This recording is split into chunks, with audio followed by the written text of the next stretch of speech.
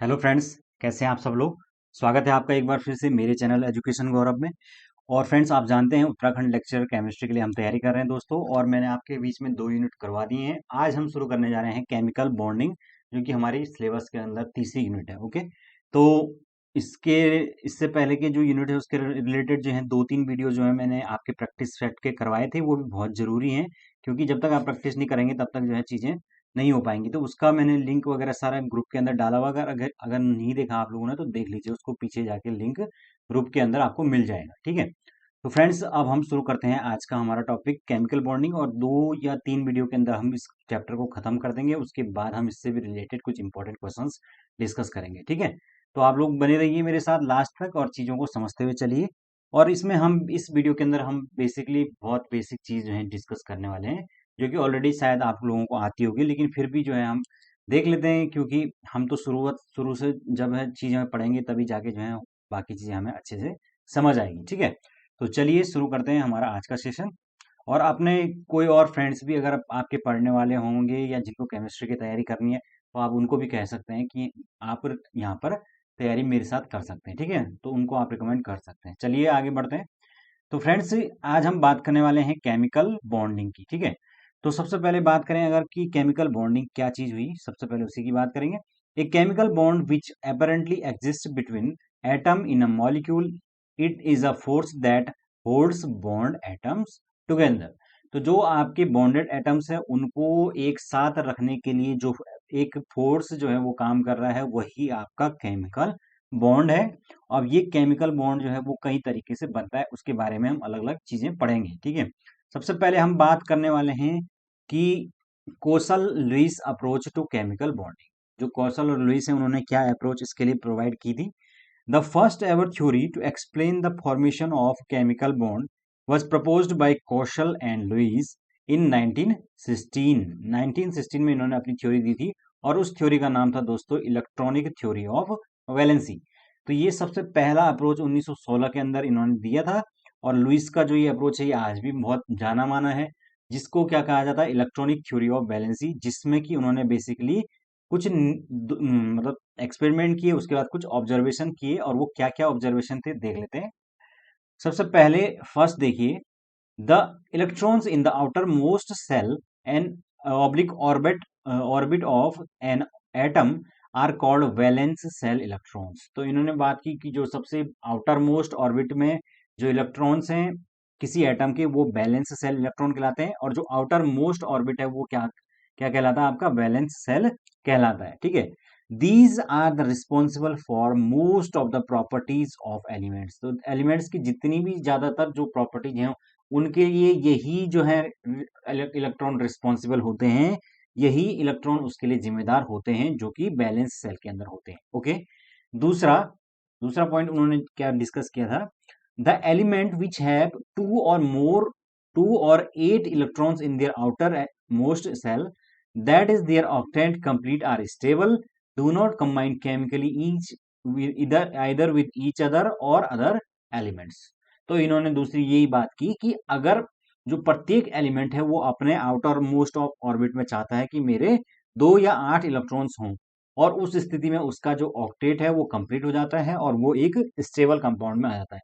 तो इस स्थिति में वो जो है दूसरे एलिमेंट के साथ जो है वो कंबाइन नहीं करता है। इस स्थिति में वो दूसरे कंबाइन रिएक्शन नहीं करता है। ठीक है, हालांकि इसके बाद में कई सारे जो है अपवाद हैं, लेकिन फिलहाल हम इस थ्योरी को बात कर रहे हैं तो इसी के बारे में बात करेंगे। Okay, according to the theory, the formation of chemical bond between two or more atoms can be explained as a tendency of element to attain stable configuration of electron in the outermost cell। ठीक है ना, तो outer most cell के अंदर electron को stable करने के लिए या इलेक्ट्रॉन का एक स्टेबल कॉन्फ़िगरेशन प्राप्त करने के लिए ही जो तत्व या एलिमेंट होते हैं वो आपस में कंबाइन करते हैं या केमिकल बॉन्डिंग करते हैं। तो ये इन्होंने बात की। ठीक है, नेक्स्ट है द कंबाइनिंग एटम में rearrange their electrons either by complete transfer of electron from one atom to another or by sharing of electron। तो जो ये केमिकल बॉन्डिंग हो रही है ये कई प्रकार से हो सकती है, जिसमें मेनली होता है आपका या तो कंप्लीटली ट्रांसफर ऑफ इलेक्ट्रॉन हो जाए एक से दूसरे आपके एटम के बीच में, और या तो दोनों के बीच में इलेक्ट्रॉन्स की शेयरिंग हो जाए। जैसे कि अगर हम फॉर एग्जांपल के देखें, यहाँ पर एक सोडियम है जिसका कि हमारे पास इलेक्ट्रॉनिक कॉन्फ़िगरेशन होता है 281, ठीक है। और अगर हम इसमें से एक इलेक्ट्रॉन को निकाल दें तो ये हमारे को दे देगा क्या, 2 और 8, जो कि निकटतम आपके अक्रिय गैस या इनर्ट गैस नियोन के इलेक्ट्रॉनिक कॉन्फ़िगरेशन के जैसा है, और एक इलेक्ट्रॉन को निष्कासित कर दिया। सेम इस इलेक्ट्रॉन को प्राप्त करने के लिए जो है, अब क्लोरीन जो है उसके जो आउटर मोस्ट सेल है उसमें कुछ एक इलेक्ट्रॉन की नीड है, क्योंकि 2 और 8 और 7 उसके पास है।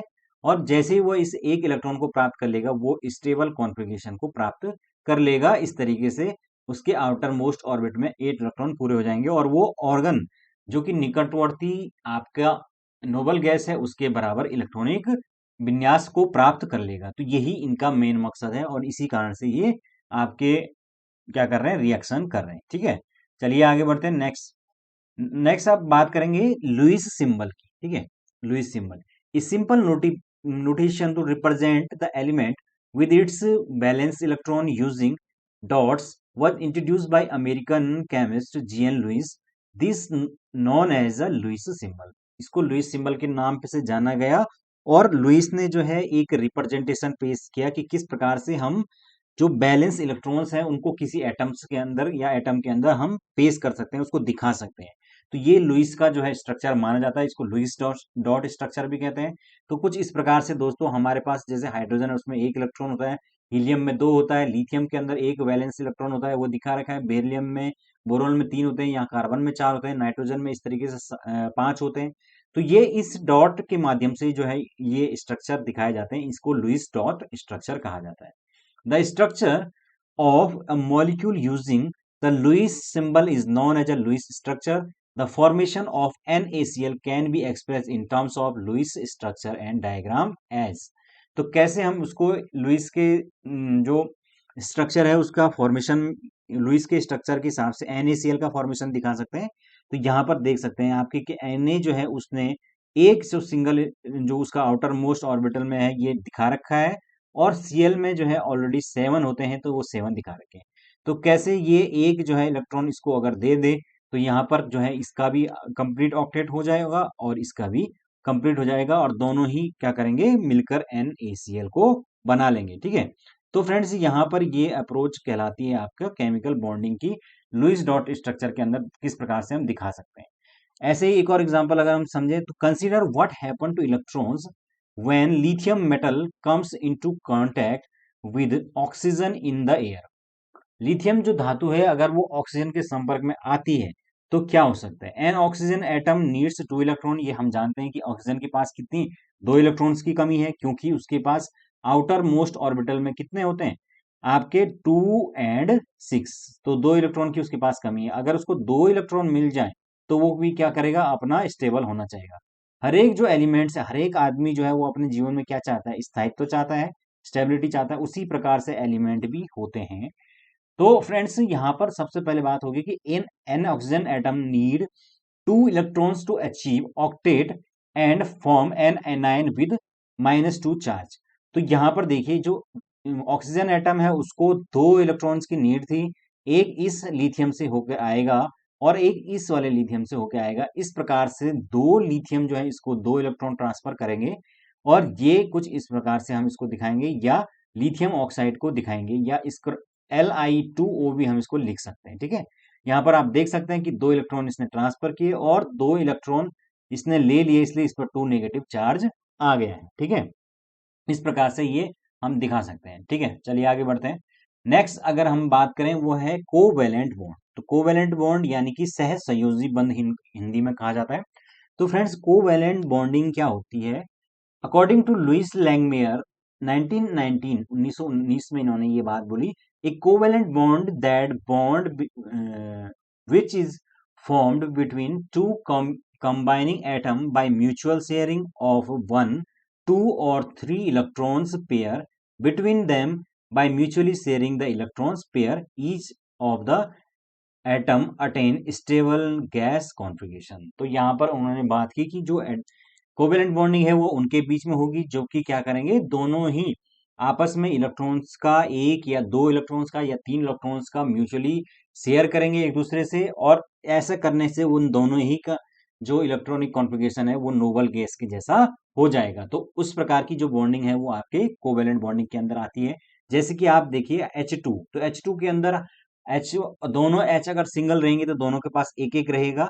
लेकिन अगर ये दोनों आपस में एक दूसरे से शेयरिंग कर लेते हैं, इसको शेयरिंग कर लेते हैं, तो दोनों के पास जो है वो दो दो इलेक्ट्रॉन हो जाएंगे, और वो क्या करना चाहेगा, हाइड्रोजन हमेशा दो इलेक्ट्रॉन को प्राप्त करके स्टेबल होना चाहता है, ठीक है। तो इस प्रकार से इन दोनों के बीच में सिंगल बॉन्ड हो जाएगा। उसी प्रकार से अगर हम ऑक्सीजन की बात करें O2, तो वहां पर दो दो इलेक्ट्रॉन की शेयरिंग के माध्यम से दोनों ही अपना ऑक्टेट जो है वो पूरा करेंगे, और दोनों ही इस प्रकार से स्टेबल कॉन्फ़िगरेशन को प्राप्त करेंगे। तो डबल बॉन्ड जो है इनके बीच में शो करा जाएगा। इसी प्रकार नाइट्रोजन के अंदर भी हमारे पास तीन इलेक्ट्रॉन की शेयरिंग होती है, और इस प्रकार से दोनों के जो है हमारे ऑक्टेट पूरे हो जाते हैं जब वो तीनों इलेक्ट्रॉन तीन तीन इलेक्ट्रॉन जो है वो शेयर कर सकते हैं, ठीक है ना। ये आप इस तरीके से देख सकते हैं कि तीन इलेक्ट्रॉन्स अगर हमने इसके प्राप्त कर दिए तो तीन और तीन छह और दो आठ इसके हो गए, और तीन और तीन छह और दो आठ इसके हो गए। इस प्रकार से दोनों के इलेक्ट्रॉन्स पूरे हुए। ओके, नेक्स्ट अगर हम बात करें आगे, आगे है covalency and maximum covalency of an element. तो कोवेलेंसी क्या होती है, covalency of an element in its covalent compound or ions is the total number of covalent and coordinate bonds which one atom of that element can form with neighboring atoms। तो कोई भी जो element है वो अपने neighbouring atom से कितने जो है आपके जो फॉर्म बॉन्ड को फॉर्म कर सकता है, वो उसका क्या कहलाएगा, उसकी वैलेंसी या कोवैलेंसी कहा जाएगा उसको, ठीक है। फॉर एग्जांपल अगर हम एग्जांपल देखें, तो हाइड्रोजन जो एटम है उसमें जो है वो प्रत्येक जो मॉलिक्यूल है वो क्या करेगा, इस प्रकार से जो है शो करेगा। अगर वो किसी भी कंपाउंड के अंदर कंबाइन करता है तो हमेशा जो है वो एक ही जो है वो बॉन्ड बना बना रहा है, आप देख सकते हैं। तो यानी कि उसकी वैलेंसी एक ही रहेगी, उससे ज्यादा नहीं कर सकता है, तो उसकी कोवैलेंसी आपकी एक है। ओके, इसी प्रकार जैसे आपने देखा होगा कि कार्बन जो है उसकी वैलेंसी चार है, तो वो चार जो है हाइड्रोजन एटम या चार अदर एटम्स के साथ कंबाइन हो सकता है। इस कारण से वो इतने सारे जो है कंपाउंड्स बनाता है, उसके लिए एक अलग से ही केमिस्ट्री फिर पढ़नी पड़ती है, पूरी की पूरी ऑर्गेनिक केमिस्ट्री, ठीक है। तो चलिए आगे बढ़ते हैं। तो ये हमारी कोवैलेंसी होगी। अगर हम बात करें एग्जांपल से समझते हैं, covalency of nitrogen atom in NH3 molecules, तो वो हम देख सकते हैं कि NH3 जो मॉलिक्यूल है उसके अंदर उसकी कोवैलेंसी कितनी है, तीन है। लेकिन NH4 पॉजिटिव में उसकी कोवैलेंसी चार है, क्योंकि वहां पर एक इलेक्ट्रॉन पेयर उसने डोनेट कर दिया है। इस प्रकार से वो NH4 पॉजिटिव के अंदर बदल गया है, आयन में बदल गया है, लेकिन उसकी जो वैलेंसी है वो चार है, ठीक है, यहाँ पर क्योंकि उसने चार बॉन्ड फॉर्म किए हैं। इसी प्रकार से दोस्तों अगर हम बात करें variable covalency shown by elements of higher periods, तो जो कुछ हायर पीरियड्स होते हैं, जैसे कि अगर हम बात करें चौथे पीरियड, पांचवें, छठवें पीरियड, ये जो हायर पीरियड्स हैं इसमें स्पेशली जो आपका पी ब्लॉक होता है उसमें आपका 13, 14 और 15 ग्रुप के अंदर जो अगर आप ग्रुप में ऊपर से नीचे तक जाते हो तो जो नीचे वाले एलिमेंट्स हैं, तो गैलियम एल्यूमिनियम के बाद, वैसे सिलिकॉन के बाद, फास्फोरस के बाद, तो ये जो एलिमेंट्स होते हैं दोस्तों, ये आपके वेरिएबल वेरिएबल आपका ऑक्सीडेशन स्टेट शो करते हैं, और इनकी जो कोवैलेंसी है वो फिक्स नहीं है। फॉर एग्जांपल के लिए अगर हम बात करें, जो पी यानी फास्फोरस है वो शो करता है कोवैलेंसी इक्वल टू 3 और 5, तीन और पांच दोनों शो करेगा, PCl3 में तीन करेगा और PCl5 बनाने में पांच करेगा। उसी प्रकार से अगर हम सल्फर, एस यानी सल्फर, सल्फर की बात करें, तो सल्फर जो है उसका जो इलेक्ट्रॉनिक कॉन्फ़िगरेशन होता है उसमें आप देखते हैं कि सल्फर का कितना होता है, 16 होता है। तो उसमें आउटर मोस्ट ऑर्बिटल में उसके 6 इलेक्ट्रॉन होते हैं। तो आपका वो तीन प्रकार की जो है वो कोवैलेंसी शो करेगा, दो, छह और चार और छह। किस किस में, SF2 में यहाँ पर दो शो करेगा, यहाँ पर आपके फोर, यहाँ पर सिक्स। तो इस प्रकार से अलग अलग वेरिएबल इनकी कोवैलेंसी शो की जाती है, जो हायर पीरियड्स की ये तत्व है। अब इससे क्या फर्क पड़ेगा अभी देखेंगे। Maximum covalency of an elements, तो किसी एलिमेंट की एक मैक्सिमम कोवैलेंसी भी होती है। The maximum covalency of an elements is defined as a maximum number of covalent bonds which an atom can form. एक एटम कितना maximum number of covalent bond form कर सकता है, वो उसकी क्या होगी, मैक्सिमम कोवैलेंसी होगी। For example the maximum covalency shown by aluminium, silicon P phosphorus sulphur iodine atoms is equal to 6 6 5 6 7 respectively. और किन एलिमेंट्स के अंदर ये शो करता है? AlF6 3 negative, SiF6 2 negative, PF5, SF6 and IF7। तो इनमें ये इस प्रकार से अलग अलग जो वैलेंसीज हैं ये शो करता है। जैसे IF7 के अंदर मैक्सिमम 7 जो है वो आपकी वैलेंसी शो कर सकता है, उससे नीचे भी कर सकते हैं अलग अलग कंपाउंड में आयोडीन, लेकिन मैक्सिमम ये IF7 के अंदर 7 वैलेंसी शो कर रहा है, तो ये इसकी मैक्सिमम कोवैलेंसी हो गई। तो ये आपका होता है अधिकतम संयोजकता जिसको कहा जाता है। आगे बढ़ते हैं। नेक्स्ट दोस्तों, अगर हम बात करें आयनिक बॉन्ड्स की, आयनिक बॉन्ड क्या होता है? हमने अभी बात की कोवेलेंट बॉन्ड की, अब हम बात करेंगे आयनिक बॉन्ड्स की। आयनिक बॉन्ड या आयनिक बंध भी इनको कहा जाता है। An ionic bond also called electrovalent bond, तो इसको एक दूसरे नाम से भी जाना जाता है जिसका नाम है electrovalent bond. Electrovalent bond is that bond which is formed when one or more electrons from the valence shell of an atom are completely transferred to the valence shell of another atom। तो एक atom के valence shell से अगर दूसरे atom के valence shell में complete transfer of electrons होता है तो तब आपका आयनिक बॉन्ड या आयनिक बंध बनता है, और ये क्या होते हैं? पोलर मॉलिक्यूल्स होते हैं। ओके, अब अगर हम बात करें फॉर्मेशन एग्जांपल की, तो हमने NaCl तो देख ही दिया है। MgO की बात करें तो कैसे बनता है? Mg यानी मैग्नीशियम, क्या होता है इलेक्ट्रॉनिक कॉन्फ़िगरेशन? 2 8 12 2। तो यहां पर 2 इलेक्ट्रॉन ये आसानी से देना चाहेगा क्योंकि स्टेबल होना चाहेगा, तो यानी कि Mg2 पॉजिटिव और 2 इलेक्ट्रॉन निकल गए।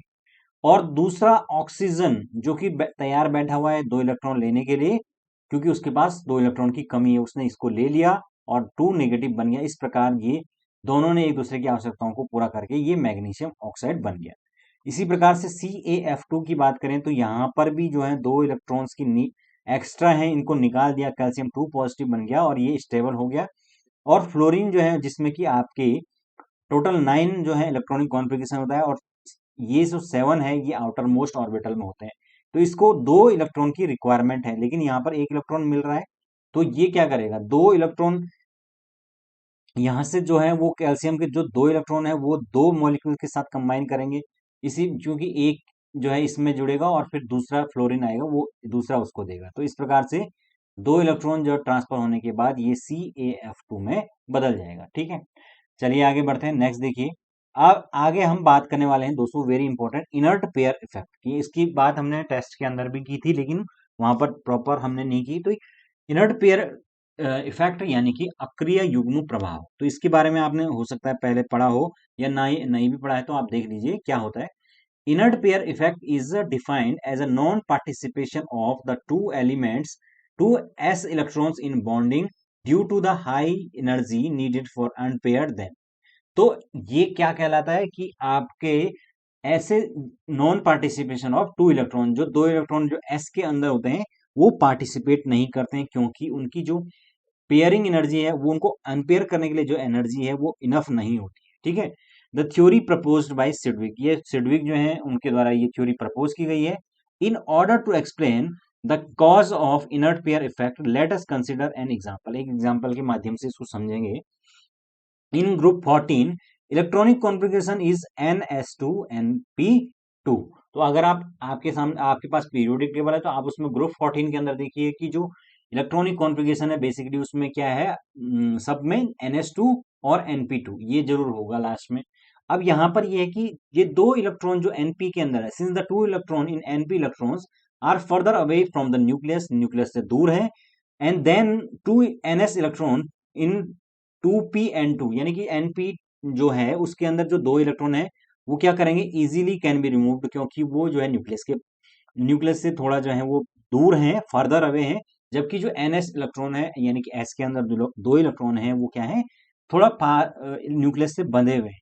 Hence the 2 NS electrons are remain paired and do not take part in the bonding, तो वो पेयर ही रहेंगे क्योंकि उनको अनपेयर्ड करने के लिए उतनी पर्याप्त एनर्जी नहीं मिल पाई है और वो न्यूक्लियस के साथ बंधे हुए हैं।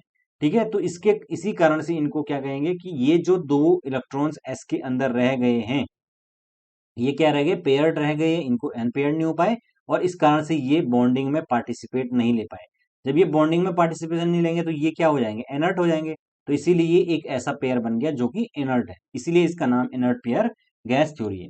अब नेक्स्ट, अब हम बात करें कि किन किन एलिमेंट्स में देखी जाती है। The elements with higher atomic number, जैसे कि अगर हम बात करें गैलियम, इंडियम, थैलियम, अगेन मैंने बात की ना, ये 13 से 15 ग्रुप के अंदर बेसिकली सबसे ज्यादा देखी जाती है।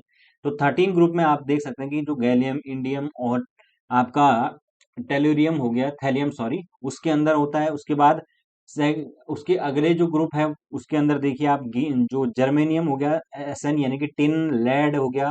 फिर उसके बाद नेक्स्ट ग्रुप के अंदर जो ये आर्सेनिक हो गया, एसबी, एंटीमनी, बिस्मिथ, इनके अंदर ये शो होता है इनर्ट पेयर इफेक्ट, और इसके कारण ये आपका शो करते हैं variable electronic state, oxidation state sorry. अब इसका क्या इम्पैक्ट पड़ता है, the inert pair effect the relative stability of various oxidation state of heavier elements of group 33A, 4th A and 5th A. For example, मतलब ये barrier जो आपका अलग अलग प्रकार की जो ऑक्सीडेशन स्टेट है उसकी जो रिलेटिव स्टेबिलिटी है उसको समझाता है inert pair effect. For example अगर हम बात करें, आप देखिए 14 ग्रुप के अंदर आपके पास लेड है, और लेड जो है वो Pb2 जो है वो आसानी से बना देता है, देन Pb4, यानी कि लेड 4 में रहना उतना ज्यादा पसंद नहीं करता जितना कि 2 में। जो 2 वाला कंपाउंड है उसका वो ज्यादा स्टेबल हो जाता है, तो उसका रीजन यही है कि 2 वाले में जो है वो, फोर्थ वाले में जो है इनर्ट पेयर इफेक्ट है, तो ऑब्वियसली जो है वो 2 वाले में ही रहना पसंद करेगा, ठीक है। And so that lead prefer to exist in +2 oxidation state, so reluctance in existence in fourth oxidation state, यानी कि वो फोर्थ ऑक्सीडेशन में स्टेट में रहना रिलक्टेंट रहता है, यानी कि पसंद नहीं करता है, 2 में ही रहना पसंद करता है, यानी कि ऐसे कंपाउंड बनाता है जिसमें कि ऑक्सीडेशन स्टेट 2 हो। समझ गए? चलिए आगे बढ़ते हैं। नेक्स्ट देखिए, तो ये आप समझ गए होंगे कि इनर्ट पेयर इफेक्ट का, इनर्ट पेयर जो इफेक्ट होता है उसका यूज कहाँ पर होता है, जहां पर कि रिलेटिव स्टेबिलिटी ऑफ वेरिएबल जो ऑक्सीडेशन स्टेट है उसमें देखना होता है कि कौन ज्यादा स्टेबल आपकी ऑक्सीडेशन स्टेट है, ठीक है। नेक्स्ट देखिए, अगर हम बात करें कुछ स्ट्रक्चर बना के देख लेते हैं। Draw the Lewis structure of carbon tetrachloride CCl4, hydronium ion H2SO4, SO3, ये कुछ आयन्स हैं, इनके लुईस डॉट स्ट्रक्चर तो ये आपने बना रखे होंगे आपके स्कूल लेवल पर या आपने कॉलेज लेवल पर बना रखे होंगे। तो यहाँ पर आप देखिए CCl4 कुछ इस तरीके से बनता है लुईस डॉट स्ट्रक्चर के अंदर, जिसके अंदर हम क्या करते हैं, जो कार्बन है उसको उसने अपने एक एक इलेक्ट्रॉन को शेयर कर दिया, और उसके बाद जो क्लोरीन है उन चारों क्लोरीनों को भी एक एक इलेक्ट्रॉन की जरूरत थी तो उन्होंने भी ले लिया। तो इस प्रकार से इन्होंने भी अपने ऑक्टेंट्स पूरे किए हैं, और जो सेंट्रल मेटल है उसका भी अपना ऑक्टेट पूरा हो गया। इस प्रकार से ये एलिमेंट ड्रॉ हो गया। तो ये आपके लुईस डॉट स्ट्रक्चर है, उसी प्रकार से जैसे OH के अंदर आप देख सकते हैं इस प्रकार से बनता है, उसी प्रकार से ये SO3 के अंदर हम देख सकते हैं कि किस प्रकार से लुईस डॉट स्ट्रक्चर बनता है। अब यहाँ पर देखिए, ये है H2SO4, H2SO4, इसका जो स्ट्रक्चर है उस वो कुछ इस तरीके से है, और इसका एक और स्ट्रक्चर होता है वो अभी हम बात करेंगे। इसके अंदर आप देखा होगा कि इस स्ट्रक्चर में जो S है सल्फर, उस पे जो है कितने इलेक्ट्रॉन्स हो गए, ये 4 और 4 8, और 2 10 और 2 12, यानी कि 12 इलेक्ट्रॉन्स हो गए सेंट्रल मेटल एटम में।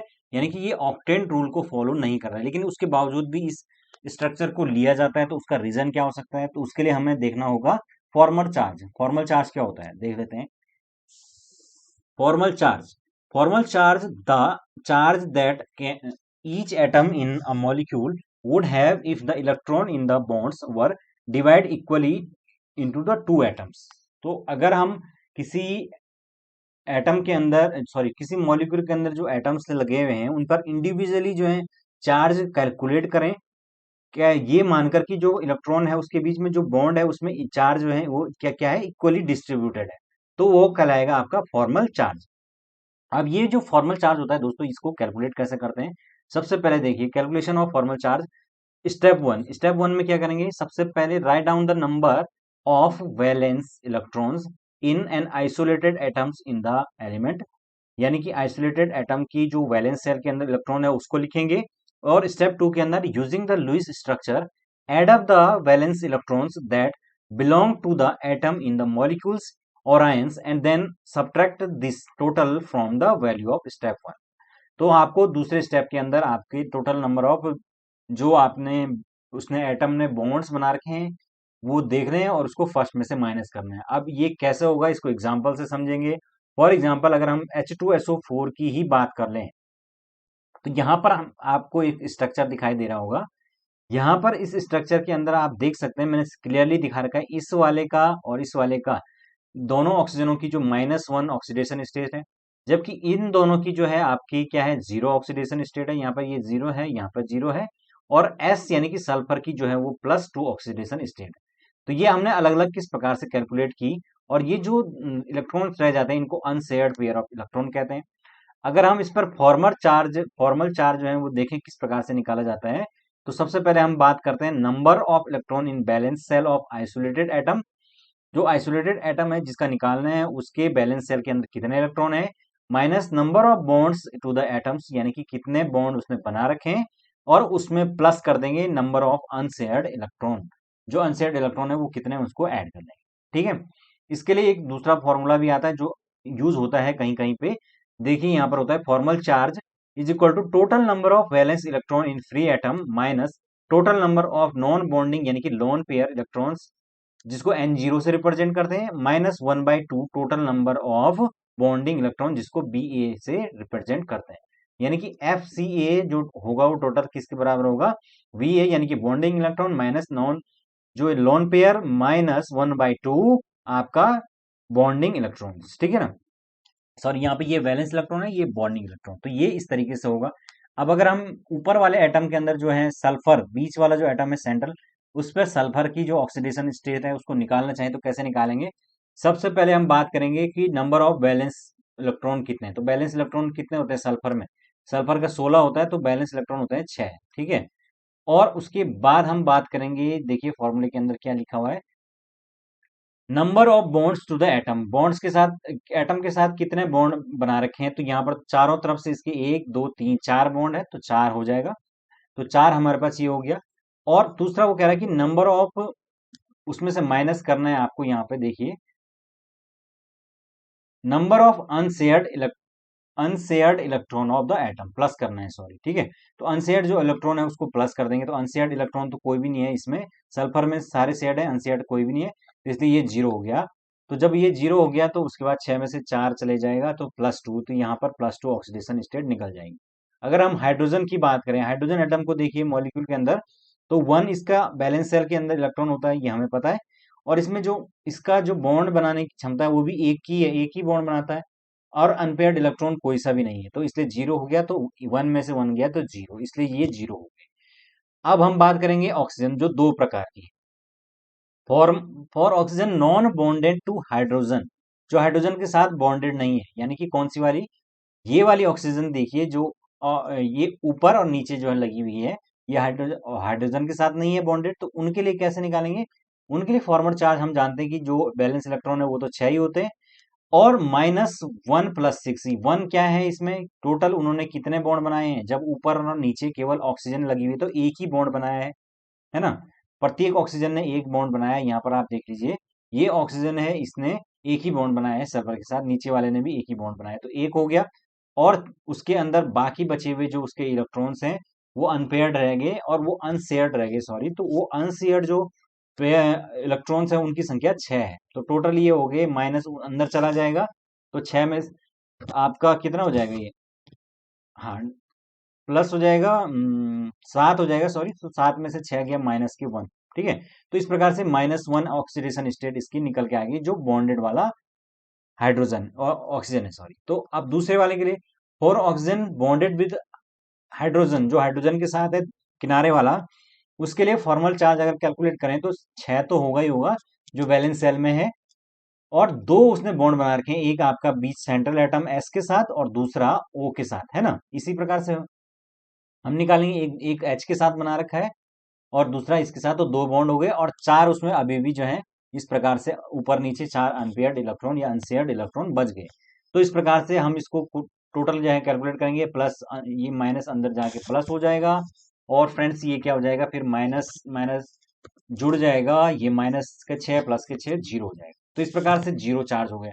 तो ऊपर जो दोनों इलेक्ट्रॉन्स जो बॉन्डेड हैं हाइड्रोजन के साथ उसकी जीरो हो गई। ठीक है।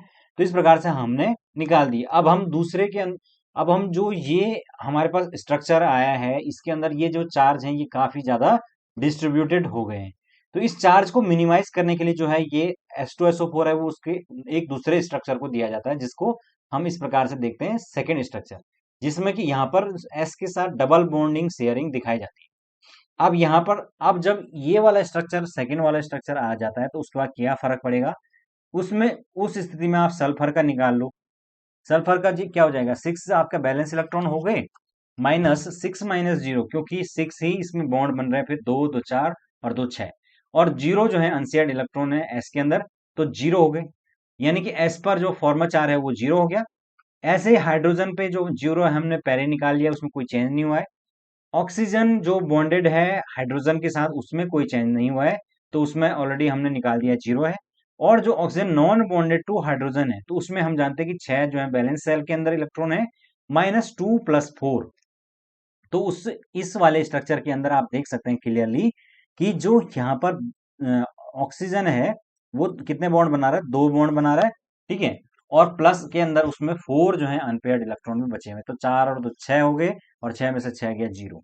तो इस प्रकार से हमारे पास इस टोटल सारे फॉर्मल चार्ज 0 हो गए। यानी कि कैसी की स्थिति आ गई है इस स्ट्रक्चर के अंदर, ये ऐसी स्थिति आ गई जहां पर इसकी जो पोटेंशियल एनर्जी है वो लोएस्ट हो चुकी है, यानी कि वो ज्यादा स्टेबल स्थिति में रहेगा, ठीक है। और उस वाले में उसकी पोटेंशियल एनर्जी हाई थी, और जबकि इसमें जो है इसका ऑक्टेट जो है वो डिस्टर्ब हो गया है इस ऐसे स्ट्रक्चर में रहने के बाद, लेकिन तभी भी जो है ये स्टेबल ज्यादा है, ठीक है। तो आई होप आप समझ पा रहे होंगे फॉर्मल चार्ज क्या चीज हुई। In general the lower potential energy of molecule is more stable. Lower potential energy में जब मॉलिक्यूल होता है वो ज्यादा स्टेबल होता है। It is Therefore, the lowest energy structure with double bonds is more stable and principal structure. तो principal structure in first और सेकंड में से अगर कोई कहेगा कौन सा होगा ज्यादा, तो यही वाला जो है वो ज्यादा स्टेबल स्ट्रक्चर माना जाएगा। तो आई होप आप समझ चुके होंगे कि फॉर्मल जो चार्ज है वो क्या होता है और उससे क्या चीज होती है, और जो भी एलिमेंट होता है वो अपने फॉर्मल चार्ज को क्या करना पड़ चाहता है, मिनिमाइज करना चाहता है, ठीक है। ये बात याद रखना। आगे बढ़ते हैं। नेक्स्ट देखिए, आज नेक्स्ट हम बात करने वाले हैं लिमिटेशंस ऑफ ऑक्टेन रूल। अब हमने ऑक्टेन रूल को पूरा डिस्कस किया, लेकिन इसकी कुछ सीमाएं भी हैं, लिमिटेशंस हैं। Although, according to octane theory, the central atom is in the most of the covalent molecules attains electrons, yet therefore there are several covalent molecules in which the central atom does not obey octane rule. तो कुछ ऐसे central atom भी हैं जिसके अंदर दोस्तों ये octane rule follow नहीं करता है, सेंट्रल मेटल, जिसमें कि हम पहले ही अगर फर्स्ट बात करें, there are some molecules in which the central atoms has less than octant, octant से कम होता है। उसमें कौन कौन से, जैसे कि आप BeCl2 को देख लीजिए सबसे पहले। यहाँ पर अगर हम बात करें कि इसने इसने एक एक इलेक्ट्रॉन शेयर करके इनका तो हो गया ऑक्टेट पूरा, लेकिन जो बेरिलियम है बीच का ये तो रह गया, इसमें तो केवल 4 ही इलेक्ट्रॉन है, लेकिन इसके बाद भी ये कंपाउंड स्टेबल है। उसके बाद अगर हम BeCl3 की बात करें, यहाँ पर भी जो है इन्होंने फटाफट से एक एक इलेक्ट्रॉन ले लिया, और ये आपके स्टेबल हो गए 6 8 इलेक्ट्रॉन के साथ। लेकिन Be यानी कि सेंट्रल मेटम के अंदर 6 ही इलेक्ट्रॉन रहे, लेकिन उसके बाद भी ये स्टेबल है। तो ये यहाँ पर एक आपके ऑक्टेन रूल का एक अपवाद हो गया। फिर दूसरा आपके पास है odd electrons molecule. Some molecules have an odd number of valence electron, such as nitric oxide NO, जिसमें कि आपके 11 इलेक्ट्रॉन्स होते हैं, नाइट्रोजन डाइऑक्साइड NO2 जिसमें कि 17 इलेक्ट्रॉन्स होते हैं, यानी कि बैलेंस इलेक्ट्रॉन की बात हो रही है, ठीक है। In both of these the nitrogen has access to less than 8 electrons. तो दोनों ही अवस्थाओं में 8 से कम इलेक्ट्रॉन इसके अंदर देखे गए हैं। जैसे कि आप देखिए NO, N डबल बॉन्ड हो, तो यहाँ पर ये इसके अंदर 8 इलेक्ट्रॉन्स इसके पूरे हो चुके हैं, लेकिन यहाँ पर इसके अंदर 7 ही इलेक्ट्रॉन हैं, जहां पर 4 ही हो गए और 3 इसके हो गए, तो टोटल 7 इलेक्ट्रॉन है, तभी भी ये बनता है। यहाँ पर देख लीजिए आप NO2 के अंदर यहाँ पर नाइट्रोजन ने अपने दोनों इलेक्ट्रॉन डोनेट कर दिए हैं, इसका ऑक्टेट तो पूरा कर लिया, लेकिन यहाँ पर इसके अंदर 7 ही इलेक्ट्रॉन जो है नाइट्रोजन के ऊपर रह गए, ठीक है। तो फ्रेंड्स इस तरीके से आप देख सकते हैं कि ऑड इलेक्ट्रॉन्स मॉलिक्यूल के अंदर भी ये फॉलो नहीं हो रहा है। इसी प्रकार से एक्सपेंडेड ऑक्टेट, ये क्या होता है कि जैसे ये PCl5 है, PCl5, तो PCl5 के अंदर आप देख सकते हैं कि किस प्रकार से अगर हम सेंट्रल मेटल का कैलकुलेट करते हैं तो यहाँ पे कितने हो गए, ये 10 हो गए टोटल, 2 2 4 2 6 2 8 2 10, तो यानी कि सेंट्रल मेटल के अंदर जरूरत से ज्यादा जो है ऑक्टेट बन रहा है, जो हमने ऊपर H2SO4 में भी देखा था। उसी प्रकार Clf3 के अंदर भी आप देख सकते हैं कि जो 4 इन इलेक्ट्रॉन्स को अगर हम देख लें और बाकी दो दो ये मिला दें तो 10 जो है इलेक्ट्रॉन सेंट्रल एटम पे हो गए। तो ये भी जो है ऑक्टेन रूल को वायलेट कर रहा है, ठीक है। तो ये कुछ इसके अपवाद हो जाते हैं, ठीक है। तो आगे बढ़ते हैं, नेक्स्ट कुछ और अपवाद है। The octant rule was postulated on the basis of inert behaviour and lack of reactivity of noble gases, but noble gases such as those of xenon and krypton form compounds. तो जो ये octant rule है बना ही इस base पर है कि भाई जो अनस्टेबल हो गया वो कोई भी काम नहीं करेगा, लेकिन ऐसा तो नहीं होता है। जीनोन के कई सारे जो है यौगिक देखे गए हैं, क्रिप्टन के भी देखे गए हैं। तो इस प्रकार की यौगिक जो है वो क्यों बन रहे हैं, इसका कोई एक्सप्लेनेशन इनके पास नहीं था। फिर नेक्स्ट आपका, it does not account for shapes of molecules and relative stability of structure. तो stability, relative stability of structure की क्या है और जो शेप ऑफ मॉलिक्यूल्स हैं वो क्या होते हैं, इसके बारे में ये थ्योरी कुछ भी बताती नहीं है, ठीक है। तो ये इसके कुछ ड्रॉबैक्स हो गए हैं, ठीक है। आगे बढ़ते हैं। तो इसके अंदर इतना ही है दोस्तों आज की वीडियो के अंदर। तो फ्रेंड्स आई होप आप लोगों को समझ में आया होगा जितना भी मैंने बताया है। नेक्स्ट के अंदर हम इसमें बॉन्ड लेंथ वगैरह डिस्कस करेंगे दोस्तों। उसके अलावा हमने बहुत इंपॉर्टेंट जो थ्योरीज है, वीबीटी हो गया आपका, बीएसईपीआर थ्योरी हो गया, ये सारी चीजें डिस्कस करनी है। तो बहुत इंपॉर्टेंट चीजें हम डिस्कस करेंगे, लेकिन सारी की सारी चीजें डिस्कस करेंगे, ठीक है। तो आई होप आप लोगों को पसंद आया, तो पसंद आया तो लाइक कर दीजिए और चैनल को सब्सक्राइब कर दीजिए, बेल आइकन को प्रेस कर लीजिए। Thank you so much, have a good day.